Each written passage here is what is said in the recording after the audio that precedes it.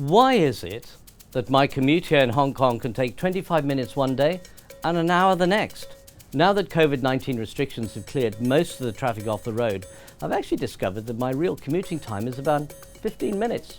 If you think about it, apart from the city's mega projects, we've seen very few improvements to our infrastructure recently. And the projects we have seen are wildly over budget. Take the West Kowloon Cultural District, originally estimated to cost 22 billion Hong Kong dollars, now expected to touch 70 billion Hong Kong dollars. Now that's not just a few percent more, that's over 3 times more. In her recent policy address, the Hong Kong Chief Executive Carrie Lam renewed her proposal for another major project. I'm talking about the oddly named Lantau Tomorrow Vision, henceforth known as Carrie's Folly. That plan would throw 624 billion of your dollars into the sea in order to reclaim 1,700 hectares of environment-destroying seabed, and that's before any housing gets built.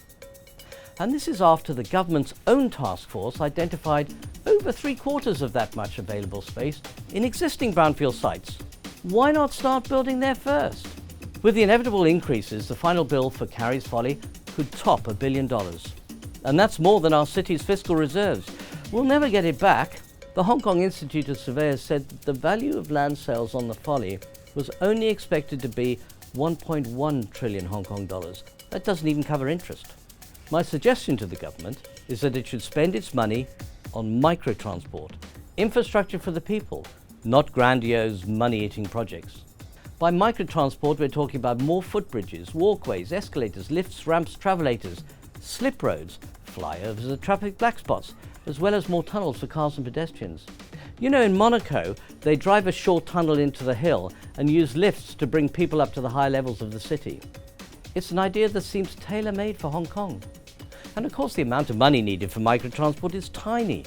The government wouldn't have to bet our reserves on them. The irony is that government can build most of these big infrastructure projects for just about free. The 3 cross-harbour tunnels, the first of which is now about 50 years old, were built using the BOT, that's the Build, Operate, Transfer approach.